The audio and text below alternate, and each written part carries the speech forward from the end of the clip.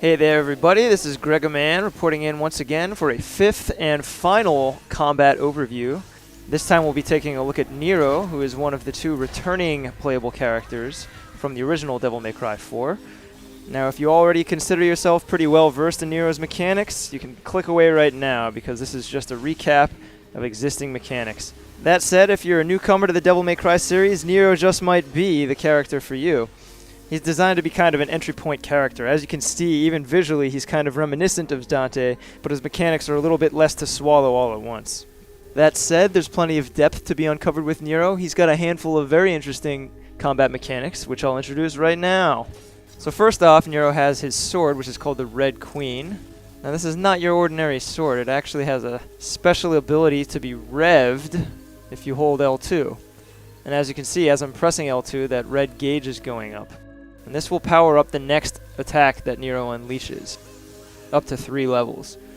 But as you can see, revving the sword is quite a slow action, and it actually slows down his walking speed as well, so it's not particularly practical for when you're in battle. So instead, you can use an ability called X-Act, and its upgraded version Max-Act, to rev the sword instantaneously. And you do that by attacking and then pressing L2 with the right timing during the attack.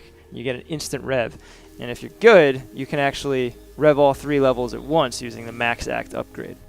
Now once you have a charged blade, that will power up the next attack, but if you keep revving during attacks, you can keep your blade charged all the time, but it takes really good timing.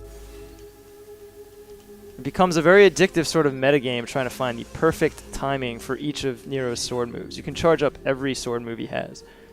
Of course, even without revving the sword, Nero has a pretty vast and powerful array of sword combos and moves. And on the firearm side, Nero has his trusty Blue Rose, this magnum-like gun. It's not quite as fast as the Ebony and Ivory, but it ain't slow. You can also perform a charge shot up to 3 levels.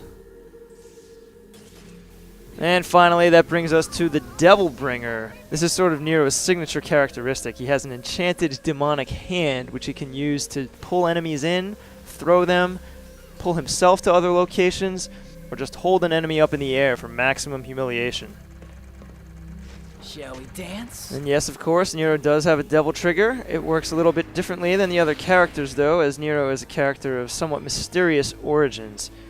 You'll see instead of transforming himself, he just gets this sort of ghost image behind him of someone who seems somehow familiar.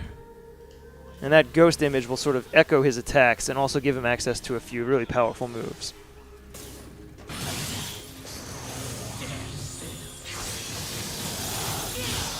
And those are the basics. Let's go ahead and check them out in action. I also recommend you do a quick YouTube search for Nero combo videos because there are already people out there who can work wonders with this guy.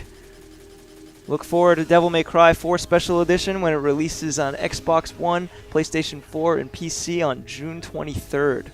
Thanks for watching.